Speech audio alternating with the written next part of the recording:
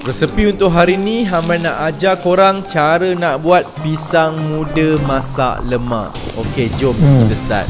Okey, mula-mula korang rebuskan 1 mangkuk besar pisang muda. Ni kat pasar raya banyak lah ada jual. Lepas tu untuk bahan kisar pula, masukkan 1 biji bawang besar, 4 ulas bawang putih, segenggam ikan bilis dengan sedikit air. Lepas tu korang kisar sampai dia betul-betul halus. Kemudian dalam periuk boleh masukkan pisang yang kita dah rebus tadi tu dengan 500 ml santan. Masukkan bahan kisar juga, 5 helai daun salam, 1 sudu kecil kunyit, 1 sudu kecil black pepper, 1 sudu besar garam, 3 batang ladi hijau. Lepas tu kita boleh kacau sampai dia betul-betul mendidih.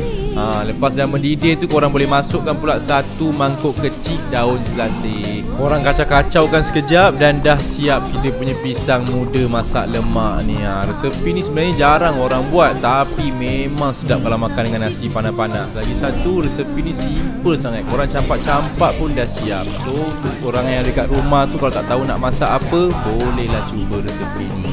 Bismillah.